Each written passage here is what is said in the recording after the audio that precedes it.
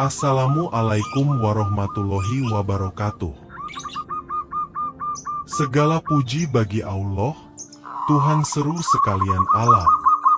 Kali ini akan dibacakan kisah Syekh Jangkung atau Saridin. Adapun kisah ini diposting di ludrugmustikajaya.blogspot. Saridin tinggal bersama istri dan anaknya yang masih bayi diberi nama Momo. Keluarga Saridin hidup dalam kemiskinan karena Saridin tidak memiliki pekerjaan tetap. Suatu hari Saridin mengutarakan niat kepada istrinya akan meminta bagian atas kebun durian yang dikelola kakak perempuan Saridin yang bernama Sarini bersama suaminya, Branjung. Keinginan Saridin cukup beralasan karena kebun durian yang dikelola kakaknya merupakan peninggalan dari orang tua Saridin. Keinginan dari Saridin tersebut didukung oleh istrinya. Pada suatu hari Saridin berkunjung ke rumah kakaknya. Saat tiba di rumah kakaknya, Saridin disambut hangat oleh Sarini. Saridin disuguhi sepiring roti dan segelas teh. Belum sempat Saridin menikmati suguhan dari kakaknya, datang Branjung, suami dari Sarini. Serta-merta Branjung mengambil suguhan yang diberikan kepada Saridin kemudian masuk ke dalam rumah. Sesaat kemudian Branjung keluar membawa sepiring singkong dan segelas air putih. Sarini tidak menyukai kelakuan suaminya, namun dengan sombong Branjung memberikan alasan jika suguhan itu berbahaya bagi Saridin. Jika Saridin memakan suguhan tersebut dan menikmatinya, Branjung khawatir Saridin ingin makan lagi, sedangkan Saridin orang miskin yang tentu tidak mampu membeli makanan seperti itu. Jadi lebih baik Saridin disuguhi makanan dan minuman yang biasa dinikmatinya, yaitu singkong dan air putih. Sarini yang kesal meninggalkan Saridin bersama Branjung. Setelah Sarini pergi, tanpa basa-basi Branjung mengatakan kedatangan Saridin tentu untuk meminjam uang. Branjung mengatakannya disertai kesombongan yang memamerkan harta kekayaannya. Setelah mendengarkan Branjung yang mengumbar kesombongan, Saridin mulai mengutarakan niatnya untuk meminta bagian atas kebun durian peninggalan orang tuanya untuk dipergunakan menghidupi istri dan anaknya. Branjung menerima permintaan dari Saridin dengan syarat, buah durian dibagi dua menurut waktu jatuh buah durian. Jika buah durian jatuh di waktu malam hari, durian menjadi milik Saridin, dan sebaliknya jika buah durian jatuh pada waktu siang hari menjadi milik dari Branjung. Mendengar syarat Branjung, Saridin dapat menerimanya. Namun dia khawatir jika Branjung ingkar janji dan berbuat curang. Karena itu Saridin meminta Branjung sumpah di hadapan Saridin. Branjung kemudian mengucap sumpah di depan Saridin jika dia akan mati jika melanggar kesepakatan dan berbuat curang. Setelah mendapatkan yang diinginkan, Saridin berpamitan pulang. Sepeninggal Saridin, Branjung berpikir untuk mencurangi Saridin, karena dia takut jika Saridin dapat memperoleh durian, maka Saridin menjadi kaya dan menjadi saingan bagi Branjung. Branjung kemudian mengatur siasat agar durian yang diperoleh Saridin melalui perjanjian tersebut bisa menjadi miliknya. Setelah sampai di rumah, Saridin mengatakan jika usahanya berhasil, dan sekaligus berpamitan untuk ke kebun durian memungut buah durian, mengingat hari sudah petang, dan sesuai dengan perjanjian, yang menjadi miliknya adalah buah durian yang jatuh malam hari. Saridin kemudian berangkat ke kebun durian membawa sebatang bambu yang diruncingkan ujungnya. Setiba di kebun durian, Saridin mendengar suara buah durian jatuh, tetapi anehnya, saat didatangi tidak ada satupun buah durian yang tampak. Setelah berulang beberapa kali, Saridin melihat sekelebat bayangan dalam gelap malam. Ketika diamati dari kejauhan tampak seekor harimau sedang mengambil durian.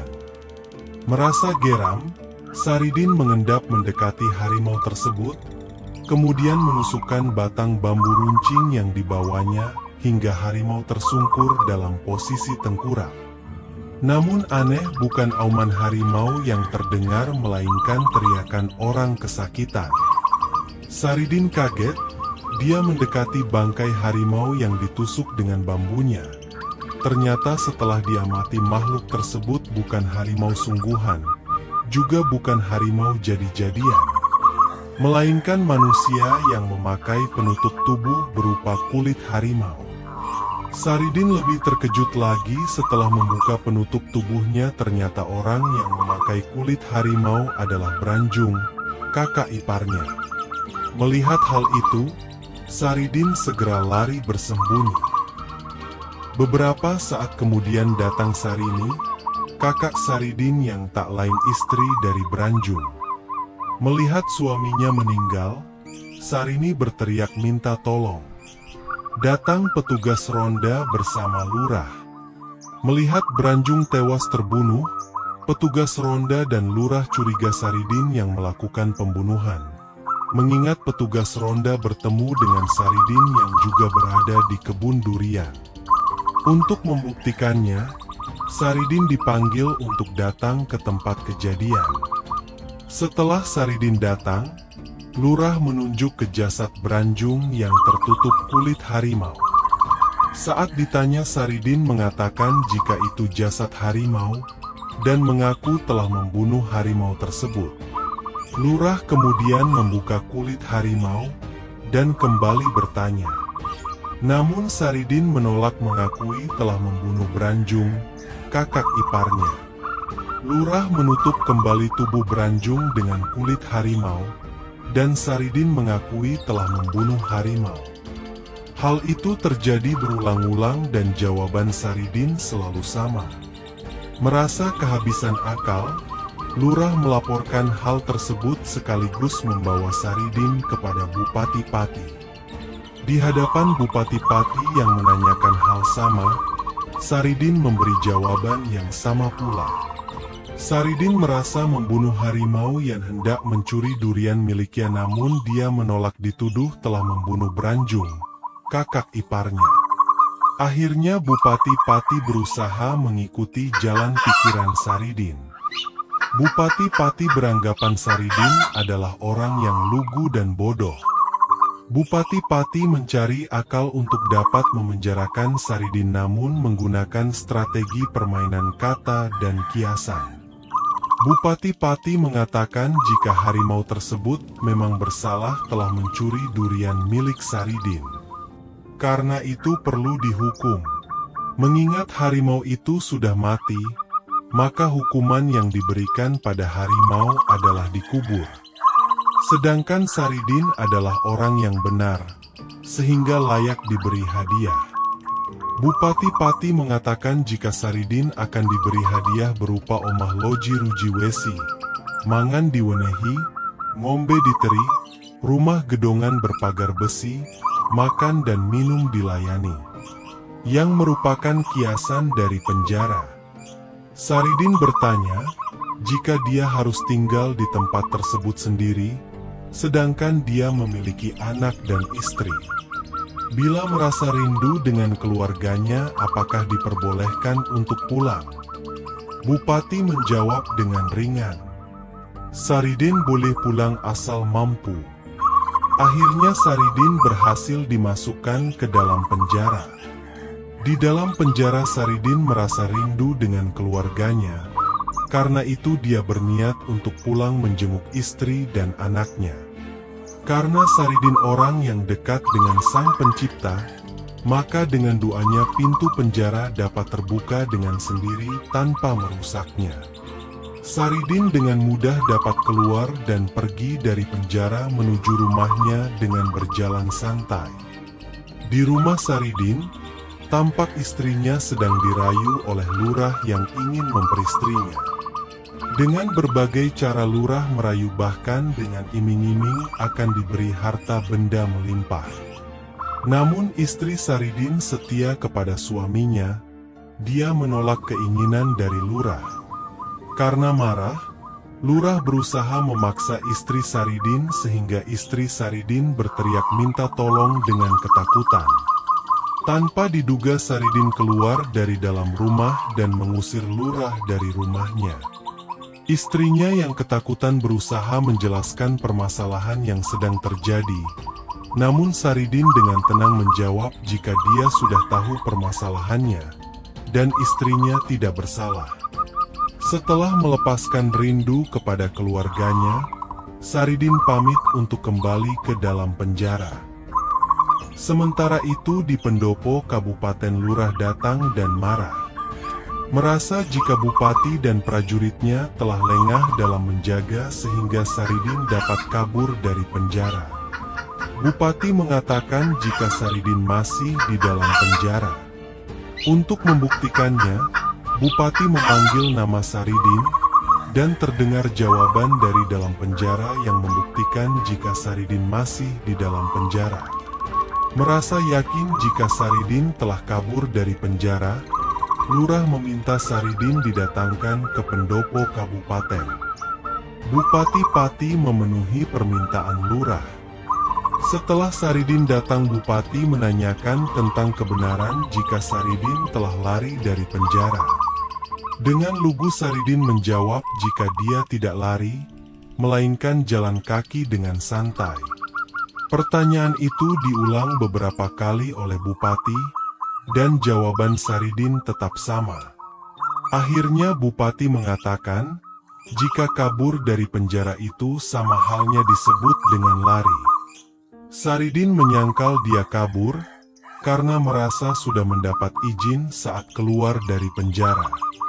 Menurut Saridin, Bupati sendiri yang memberi izin. Sebelum memasukkan ke dalam penjara, Bupati sempat mengatakan jika Saridin boleh pulang jika mampu, dan karena mampu, maka Saridin tidak merasa bersalah. Bupati marah mendengar jawaban Saridin karena merasa dibodohi. Bupati memerintahkan agar Saridin untuk dibawa ke alun-alun kabupaten. Saat Saridin bertanya, Bupati menjawab jika Saridin akan dihukum Granjung, yaitu akan dimasukkan ke dalam peti, ditutup rapat kemudian ditimbun dengan tanah. Saridin kembali bertanya, jika para prajurit kurang rapat dalam memasang paku, apakah diperbolehkan membantu memasang paku? Jawaban Bupati sama, boleh asal mampu. Di alun-alun dan disaksikan banyak orang, akhirnya Saridin dimasukkan ke dalam peti, kemudian sejumlah prajurit kabupaten memasang paku di peti. Namun ajaib, tiba-tiba Saridin berada di antara prajurit dan memasang paku, sedangkan dari dalam peti terdengar teriakan seorang prajurit kabupaten.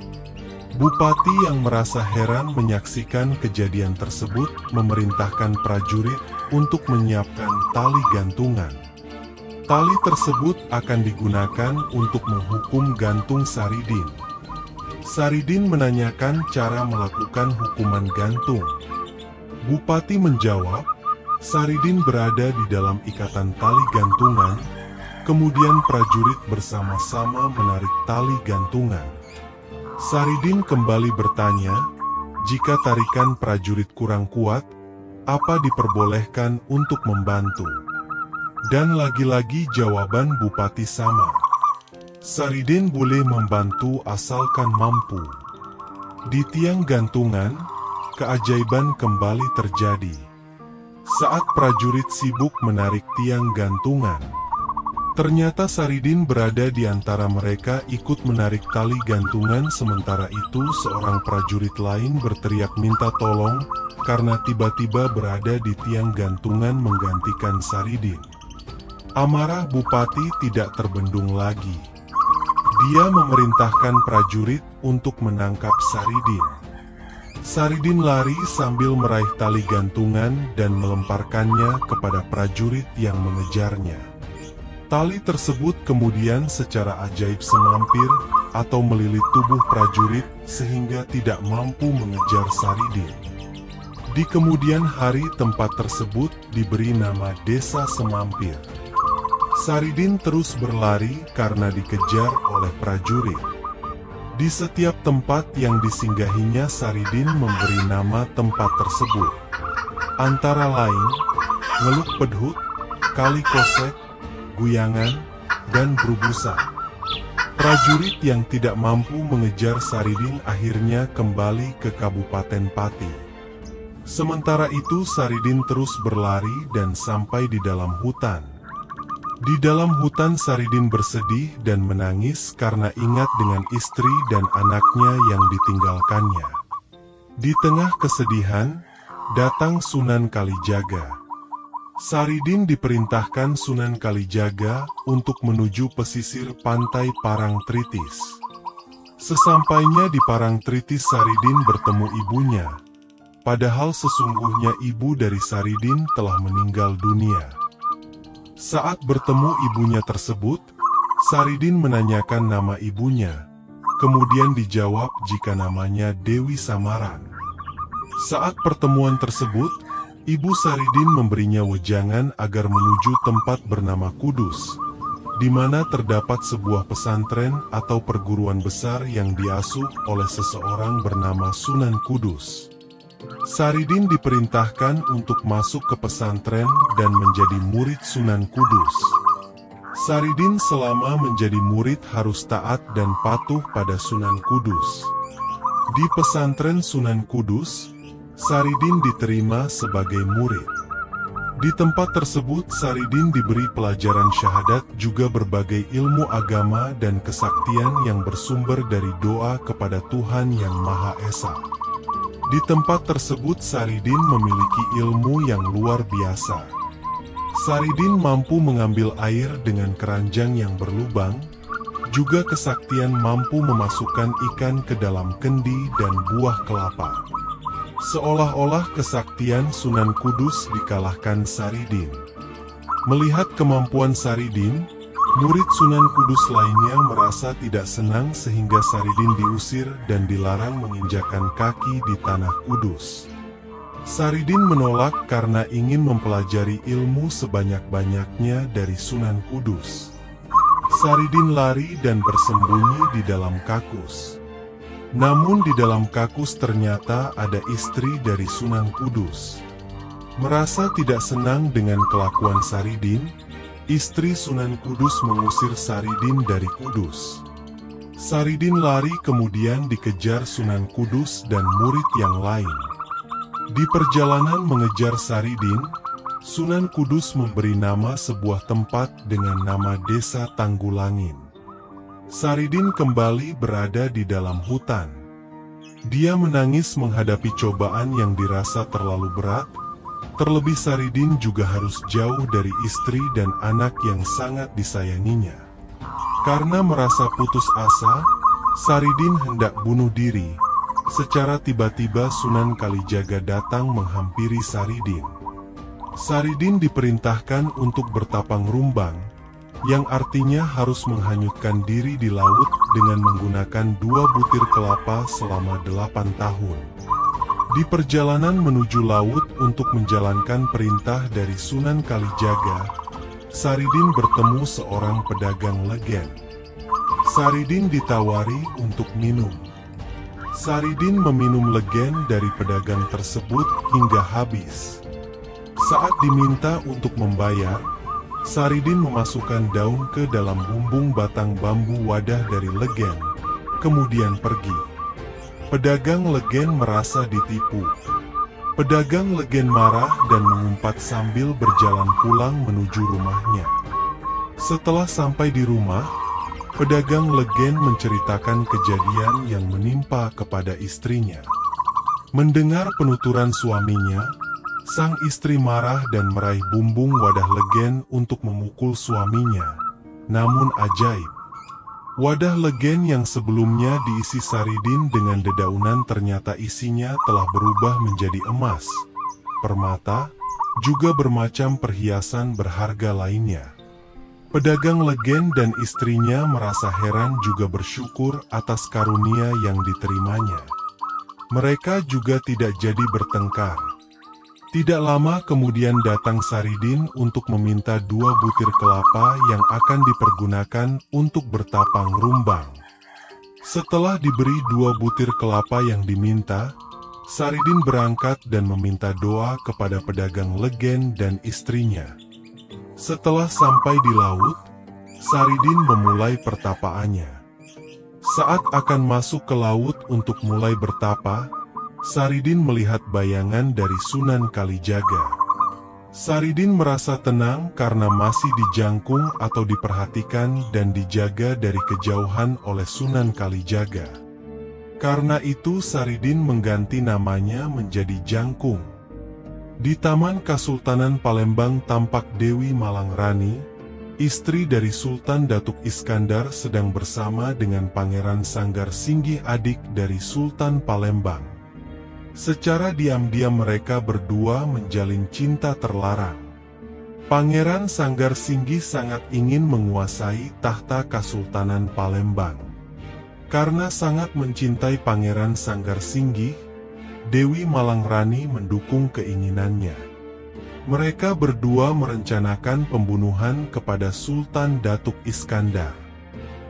Di dalam istana tampak Pati Sutan Sahari bersama beberapa orang prajurit sedang gundah. Sultan Datuk Iskandar tengah sakit dan belum juga sembuh. Pangeran Sanggar Singgih datang membawa segelas minuman yang menurutnya adalah obat untuk Sultan. Menurut pengakuannya obat tersebut cukup manjur untuk menyembuhkan Sultan. Pati Sutan Sahari mempersilahkan Pangeran Sanggar Singgih untuk meminumkan obat tersebut. Tidak lama kemudian Sultan Datuk Iskandar tampak begitu kesakitan dan akhirnya meninggal dunia. Seluruh isi istana berduka. Pati Sutan Sahari yang mengetahui kematian Sultan meminta izin kepada Pangeran Sanggar Singgih untuk menjemput Pangeran Alhamsyah, putra dari Sultan Datuk Iskandar yang sedang menuntut ilmu di Mataram. Pangeran Sanggar Singgih menolak keinginan Pati Sutan Sahari. Di dalam hatinya, jika putra dari Sultan dijemput, maka rencananya untuk menguasai tahta Kasultanan bisa gagal. Meskipun keinginannya ditolak, Pati Sutan Sahari tetap berangkat ke Mataram menjemput Pangeran Ilhamsyah. Setelah Pati Sutan Sahari berangkat, Pangeran Sanggar Singgih yang takut rencananya gagal menemui 2 orang anak buahnya bernama Singa Laut dan Batu Lawah. Dia memerintahkan untuk membunuh Pangeran Alhamsyah sebelum sampai di Istana Kasultanan Palembang. Pangeran Alhamsyah sedang bersama Rukayati di Taman Mataram ketika Pati Sutan Sahari datang. Mendengar kematian ayahnya, Pangeran Alhamsyah bergegas kembali ke Kasultanan Palembang bersama rombongan Pati Sutan Sahari. Dalam perjalanan menuju Kasultanan Palembang, rombongan Pangeran Alhamsyah diserang oleh Singa Laut dan Batu Lawah. Namun mereka dapat dikalahkan. Setelah mengalahkan kedua penjahat yang hendak mencelakakan Pangeran Alhamsyah, untuk mencegah hal yang tidak diinginkan, Pati Sutan Sahari berpesan agar setelah sampai di istana, Pangeran Alhamsyah tidak makan atau minum apapun yang disuguhkan kepadanya. Sesampainya di Istana Kasultanan Palembang, Pangeran Alhamsyah disambut gembira oleh Dewi Malangrani. Dewi Malangrani menyuguhkan berbagai macam makanan dan minuman. Pangeran Alhamsyah ingat pesan Pati Sutan Sahari saat di perjalanan jika Pangeran Alhamsyah dilarang makan atau minum apapun yang disuguhkan. Karena itu Pangeran Alhamsyah menolak hidangan tersebut secara halus dengan alasan sedang puasa.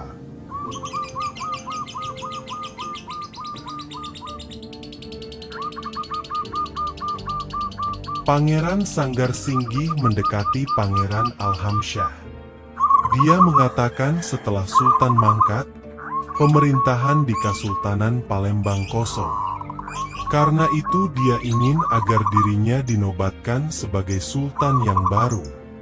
Dia beralasan agar pemerintahan tetap berjalan harus segera ditetapkan sultan pengganti.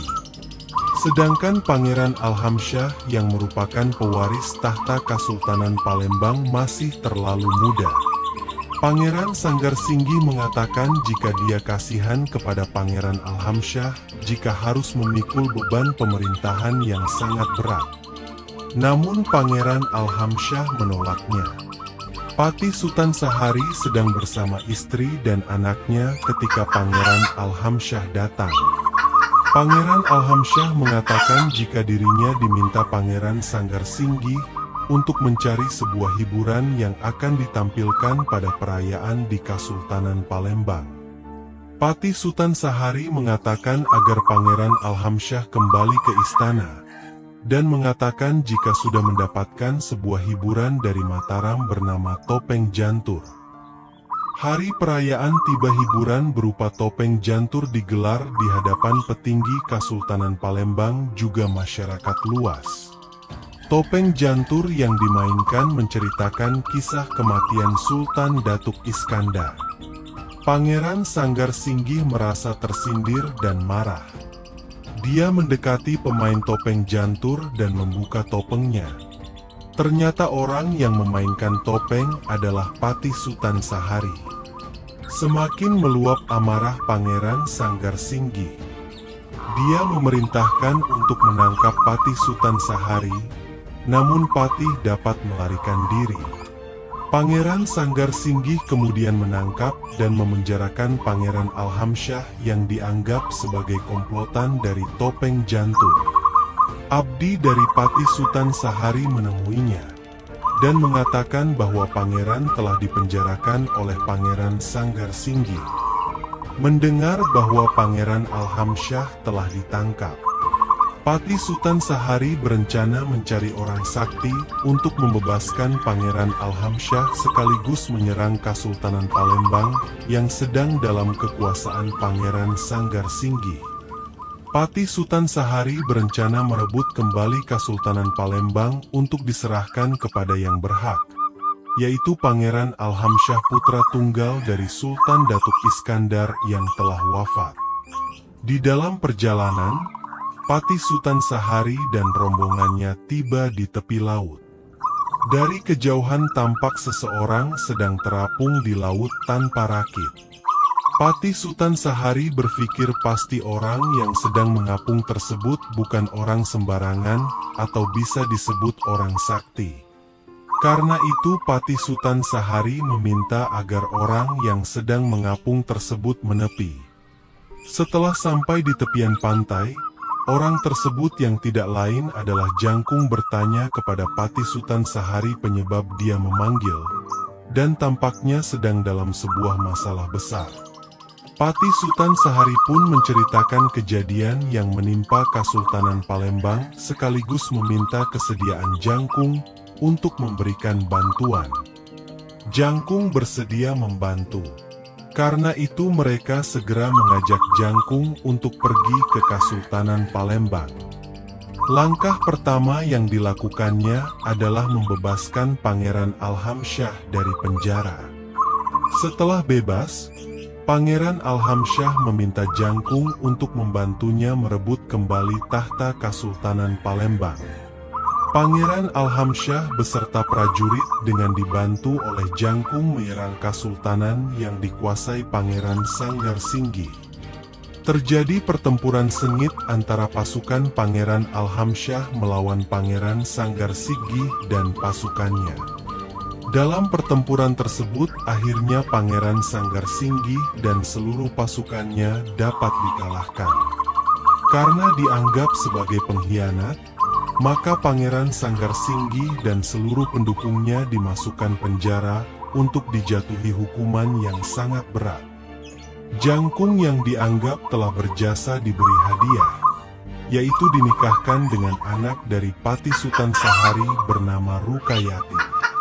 Setelah melaksanakan pernikahan, Jangkung pamit untuk melanjutkan bertapang rumbang.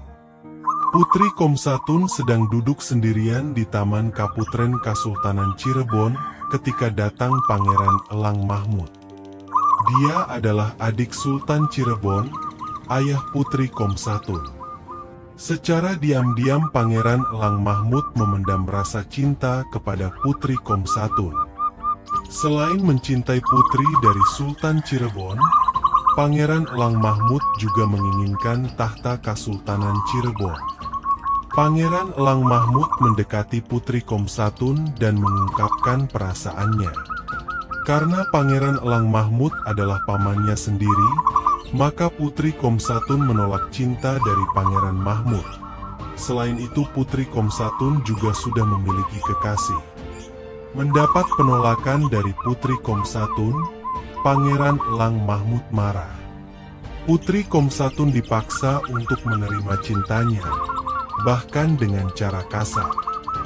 Hal tersebut membuat Putri Komsatun takut dan kemudian lari meninggalkan Kaputren. Khawatir tidak dapat meraih yang diinginkan, Pangeran Elang Mahmud mengejar Putri Komsatun. Pangeran Elang Muhammad sedang dalam perjalanan dari Banten menuju Cirebon ditemani abdi kepercayaannya. Di tengah jalan, Pangeran Elang Muhammad melihat Putri Komsatun sedang lari ketakutan. Saat ditanya, Putri Komsatun bercerita jika dia sedang dikejar oleh pamannya, Pangeran Elang Mahmud, karena marah cintanya ditolak oleh Putri Komsatun. Dalam waktu sekejap Pangeran Elang Mahmud telah sampai di tempat Putri Komsatun. Merasa takut, Putri Komsatun berlindung di belakang tubuh kekasihnya, Pangeran Elang Muhammad. Pangeran Elang Mahmud meminta agar Pangeran Elang Muhammad tidak mencampuri urusannya, juga agar Putri Komsatun diserahkan kepadanya. Pangeran Elang Muhammad menolak keinginan Pangeran Elang Mahmud. Terlebih, Putri Komsatun adalah kekasih dan calon istrinya. Terjadi perdebatan sengit antara Pangeran Elang Mahmud dan Pangeran Elang Muhammad, bahkan sampai terjadi pertarungan beradu kekuatan fisik dan kesaktian. Pertempuran tersebut dimenangkan Pangeran Elang Muhammad yang menyebabkan Pangeran Elang Mahmud melarikan diri. Dalam pelariannya, Pangeran Elang Mahmud menuju ke Gua Cerme untuk menemui gurunya, Ki Danyang Lolope. Saat tiba di Gua Cerme, Pangeran Elang Mahmud mengutarakan niatnya untuk membalas dendam. Dia tidak rela Putri Komsatun dimiliki orang lain. Karena itu dia meminta gurunya mengirim santet untuk membuat Putri Komsatun gila. Pangeran Elang Mahmud juga ingin agar Pangeran Elang Muhammad yang menjadi saingannya mati. Ki Danyang Lolope memenuhi keinginan Pangeran Elang Mahmud. Maka mulai disiapkan segala peralatan yang akan digunakan untuk ritual mengirim teluh santet. Tengah malam saat Putri Komsatun lelap dalam tidurnya, tampak seberkas sinar masuk ke dalam dirinya yang merupakan teluh kiriman dari Ki Danyang Lolope. Putri Komsatun menjadi gila. Sultan Haji, ayahanda Putri Komsatun, menjadi resah dan bingung. Sultan kemudian memerintahkan calon menantunya, Pangeran Elang Muhammad, untuk mencari orang sakti yang dapat mengobati putrinya. Pangeran Elang Muhammad pergi mencari orang sakti bersama abdinya sampai ke tengah hutan. Saat berada di tengah hutan tersebut, Pangeran Elang Muhammad bertemu setan yang dikirim Ki Danyang Lolope untuk membunuhnya. Karena kesaktian setan kiriman Ki Danyang Lolope lebih tinggi, maka dengan mudah Pangeran Elang Muhammad dapat dibunuh. Beberapa waktu kemudian Sultan Haji bersama Patih tiba di tempat tersebut. Melihat calon memantunya telah meninggal, Sultan Haji memerintahkan Patih untuk mencari orang sakti untuk mengobati anaknya. Patih melaksanakan perintah dari Sultan. Patih terus berjalan hingga sampai di tepi pantai dan bertemu Jangkung. Patih menceritakan kejadian di Kesultanan Cirebon. Mendengar cerita dari Patih, Jangkung bersedia untuk menyelesaikan masalah yang terjadi. Patih sangat senang telah menemukan orang yang dicari, maka segera Patih mengajak Jangkung ke istana Kasultanan Cirebon. Ketika sampai di Kasultanan Cirebon, Jangkung melihat keadaan Putri Komsatun dan mengetahui bahwa kejadian yang menimpa Putri Komsatun adalah ilmu hitam berupa teluh santet. Jangkung membaca doa, dan Putri Komsatun dapat disembuhkan. Jangkung juga mengetahui orang yang mengirim santet kepada Putri Komsatun. Karena itu Jangkung meminta Sultan untuk memerintahkan prajurit membantunya menangkap Ki Danyang Lolope di Gua Cerme. Tanpa ampun Jangkung dan para prajurit menghancurkan Gua Cerme. Ki Danyang Lolope, Pangeran Elang Mahmud, juga semua pengikut Ki Danyang Lolope dibunuh oleh Jangkung dan prajurit. Setelah menyelesaikan tugasnya, Jangkung kembali ke istana Kasultanan Cirebon. Jangkung menceritakan semua kejadian di Gua Cerme. Sultan sangat bahagia mendengar keberhasilan Jangkung. Karena itu Sultan memberikan hadiah kepada Jangkung, yaitu dinikahkan dengan Putri Komsatun. Setelah upacara pernikahan dilakukan, Jangkung pamit untuk melanjutkan bertapa ngumbang. Patih Johan Supre bersama Tumenggung Harun sedang merencanakan pemberontakan. Karena Patih Johan ingin menjadi sultan di Ngerum. Mereka ingin memberontak namun menggunakan cara yang halus, sehingga Sultan Muda Abu Karim tidak dapat menyadarinya. Di Kasultanan Ngerum, Patih Johan Supre bersama Tumenggung Harun menemui Sultan Abu Karim. Mereka menunjukkan banyak gambar putri cantik sebagai calon istri dari Sultan Ngerum. Tetapi Sultan memilih putri dari Sultan Hanyokrokusumo, Sultan Mataram di tanah Jawa bernama Sekar Kedaton. Mendengar penuturan Sultan, Patih dan Tumenggung mengatakan jika Sultan Mataram tentu akan menolak lamarannya. Karena itu mereka memberi saran kepada Sultan agar menculik Putri Sekar Kedaton. Sultan menerima saran dari Patih dan Tumenggung. Sultan Abu Karim bergegas berangkat ke Mataram. Di Kaputren Kasultanan Mataram, Putri Sekar Kedaton sedang bermain dan bercanda bersama para emban ketika Sultan Abu Karim datang, kemudian menculik secara paksa Putri Sekar Kedaton. Beberapa waktu kemudian Sultan Mataram bersama Patih masuk ke Kaputren. Para emban lapor jika Putri Sekar Kedaton diculik orang. Sultan bergegas memerintahkan Patih untuk menyisir seluruh penjuru keraton Kasultanan Mataram untuk menemukan putrinya. Di Kasultanan Ngerum, Patih Johan Supre menobatkan dirinya sebagai Sultan baru Ngerum, sedangkan Tumenggung Harun dinobatkan sebagai Patih. Ketika sampai di Kasultanan Ngerum, Sultan Abu Karim dengan membawa Putri Sekar Kedaton yang diculiknya, serta-merta dijebloskan oleh Johan Supre ke dalam penjara. Putri Sekar Kedaton kemudian dipaksa untuk menikah dengan Johan Supre. Karena menolak, Putri Sekar Kedaton juga dimasukkan ke dalam penjara. Jangkung dalam pertapaannya di laut mengapung menggunakan 2 butir kelapa terdampar di bagian selatan Jawa yang merupakan wilayah Kasultanan Mataram. Dekat dengan kampung halaman, Jangkung merasa sedih. Jangkung ingat dengan istri dan anaknya yang lama ditinggalkan di Pati, namun Jangkung masih takut kembali ke Pati. Dalam kegundahannya, datang Sunan Kalijaga yang mengatakan jika Jangkung bisa pulang, tetapi dengan cara harus bisa ngenger atau mengabdi kepada Sultan Mataram. Jangkung berada di alun-alun Mataram mengadu binatang ketika tiba-tiba datang Patih Mataram yang menangkapnya karena dituduh sebagai penculik Putri Sekar Kedaton.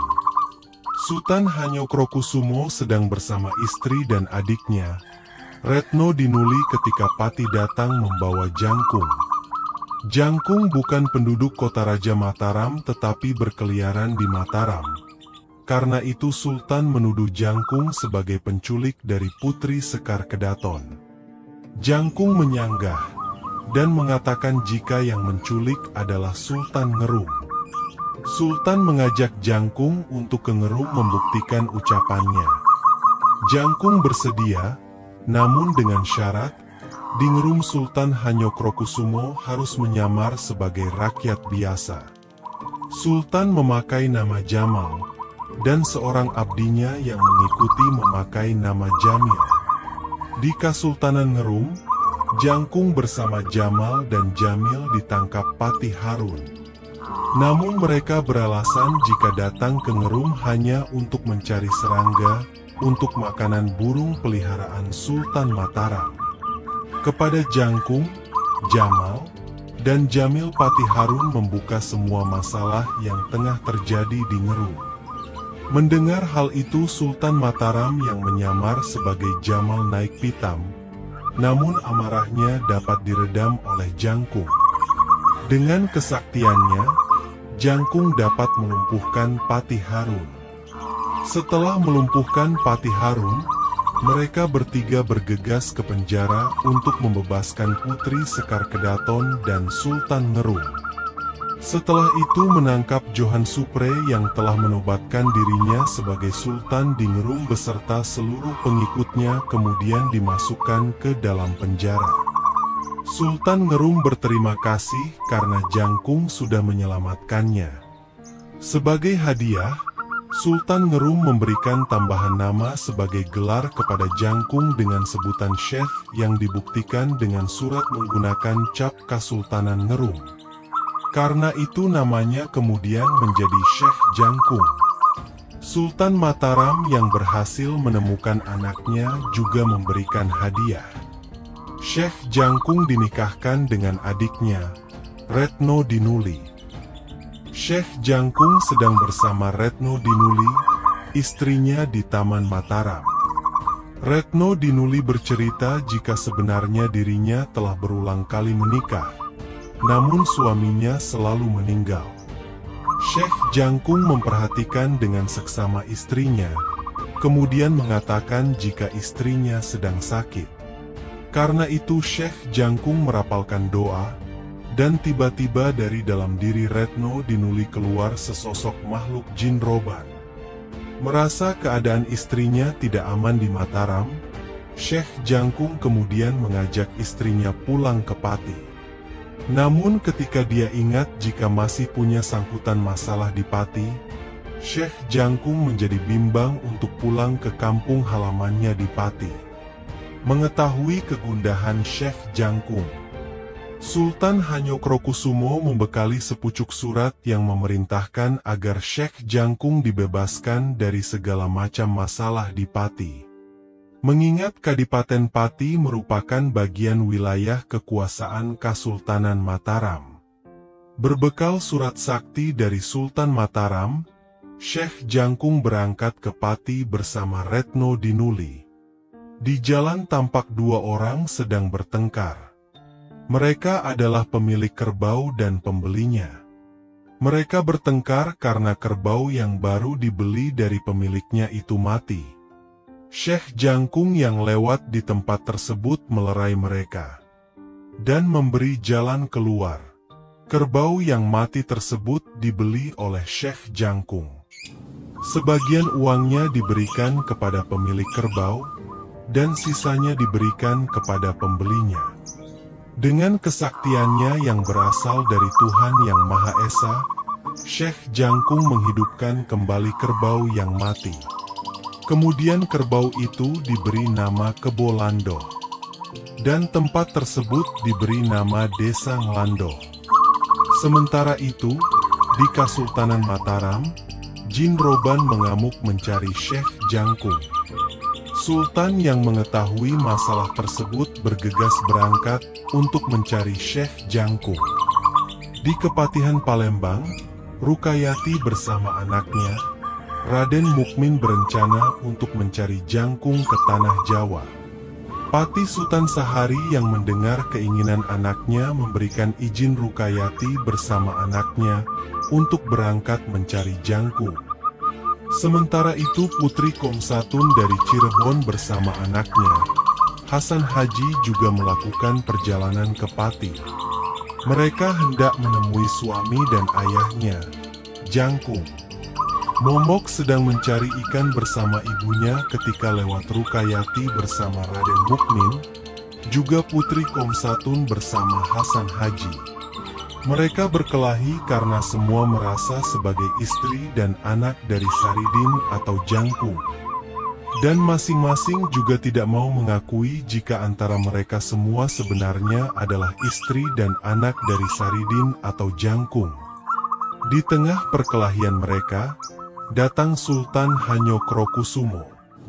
Mengetahui permasalahan yang terjadi, Sultan Mataram mengajak mereka semua untuk menemui Syekh Jangkung yang tinggal di Desa Nglandok.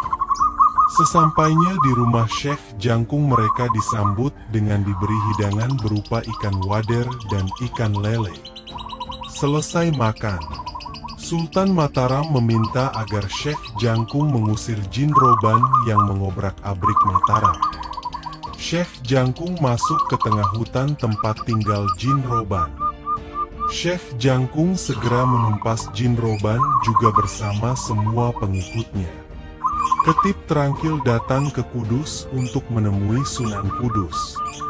Dia melaporkan jika Saridin telah kembali ke Pati, bahkan telah membuka sebuah perguruan atau pesantren dan memakai nama Syekh Jangkung. Mendapat laporan dari Ketip Trangkil, Sunan Kudus bergegas berangkat ke Kadipaten Pati untuk melaporkan hal tersebut kepada Bupati Pati. Saat bertemu Bupati, Sunan Kudus menanyakan, apakah Saridin waktu meninggalkan Pati meninggalkan sebuah masalah? Bupati Pati membenarkan jika Saridin masih memiliki masalah di Pati. Sunan Kudus kemudian menceritakan segala informasi yang didapatnya dari Ketip Trangkil. Mendengar penuturan Sunan Kudus, Bupati Pati marah dan memerintahkan untuk menangkap Saridin atau Syekh Jangkung. Di rumah Syekh Jangkung, Pati Penjaringan datang bersama prajurit. Dia mengatakan jika mendapat perintah dari Bupati Pati untuk menangkap Syekh Jangkung.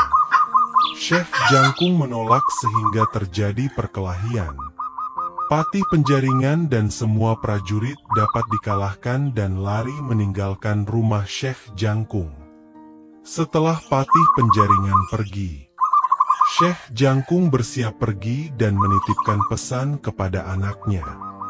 Jika ibunya, Retno Dinuli datang, agar menyampaikan jika dia pergi ke Kadipaten Pati karena dipanggil oleh Bupati Pati. Retno Dinuli yang menerima pesan dari Syekh Jangkung mengetahui permasalahan yang sedang terjadi.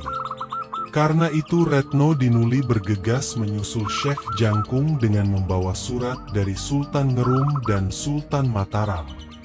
Di Kadipaten Pati sudah ada Bupati Pati juga Sunan Kudus. Mereka meminta Syekh Jangkung mempertanggungjawabkan semua perbuatan yang dilakukan di Kadipaten Pati dahulu. Saridin atau Syekh Jangkung harus dihukum gantung. Tidak lama kemudian Retno Dinuli datang. Dia menyerahkan surat dari Sultan Mataram yang memerintahkan agar Syekh Jangkung dibebaskan dari segala tuntutan. Bupati Pati terpaksa membebaskan Syekh Jangkung karena surat dari Sultan Mataram tersebut. Namun Sunan Kudus masih memiliki tuntutan. Ia menganggap Saridin tidak berhak memakai nama atau gelar Syekh. Menanggapi pernyataan Sunan Kudus, Retno Dinuli menyerahkan surat dari Sultan Ngerum yang menyatakan jika gelar Syekh adalah pemberian dari Sultan Ngerum. Setelah membaca surat dari Sultan Ngerum, Sunan Kudus pergi meninggalkan tempat tersebut dan dikejar oleh Syekh Jangkung bersama Retno Dinuli. Di tengah hutan Sunan Kudus bertemu dengan Syekh Jangkung bersama Retno Dinuli. Sunan Kudus membawa gamping yang akan digunakan untuk membunuh Syekh Jangkung. Sunan Kudus meminta agar Syekh Jangkung memakan gamping yang dibawanya. Sebelum makan, Syekh Jangkung bertanya benda apa yang dibawa Sunan Kudus. Juga bagaimana rasanya sehingga Sunan Kudus meminta Syekh Jangkung untuk memakannya. Sunan Kudus mengatakan jika itu adalah jenang gamping yang rasanya manis dan legit. Syekh Jangkung kemudian memakannya. Dan rasanya memang manis dan legit. Tidak lama berselang, di sungai tampak mayat anak kecil cucu dari seorang warga desa sedang terapung di sungai. Syekh Jangkung menolongnya. Mayat anak tersebut diberi makan jenang gamping, dan ajaib anak tersebut dapat hidup kembali. Akhirnya sungai tersebut diberi nama Sungai Putu, dalam Jawa artinya cucu. Sunan Kudus kemudian meminta kematian Syekh Jangkung. Mendapat permintaan dari Sunan Kudus, Syekh Jangkung menyerahkan nyawanya kepada Sunan Kudus. Mendengar Syekh Jangkung menyerahkan nyawanya, Sunan Kudus memukulkan tongkatnya kepada Syekh Jangkung hingga meninggal. Setelah Syekh Jangkung meninggal, Sunan Kudus meninggalkan tempat tersebut. Sunan Kalijaga datang di tempat tersebut. Dengan kesaktiannya, Sunan Kalijaga menghidupkan kembali Syekh Jangkung. Setelah itu Sunan Kalijaga mengajak Syekh Jangkung ke tempat Sunan Kudus. Sunan Kalijaga datang bersama Syekh Jangkung ke Kasunanan Kudus. Kepada Sunan Kudus, Sunan Kalijaga menceritakan riwayat dari Syekh Jangkung. Saridin atau Syekh Jangkung sebenarnya adalah anak dari Sujinah yang menikah dengan Raja Mesir. Adapun Sujinah adalah adik kandung dari Sunan Kudus. Jadi Saridin atau Syekh Jangkung sebenarnya adalah keponakan dari Sunan Kudus sendiri. Sedangkan Sujinah telah meninggal ketika melahirkan Saridin. Mendengar penuturan Sunan Kalijaga, Sunan Kudus menyesal telah berbuat jahat kepada Saridin atau Syekh Jangkung yang ternyata adalah keponakannya sendiri. Setelah semua masalah terselesaikan, Syekh Jangkung berpamitan pulang karena mengeluh dadanya sakit.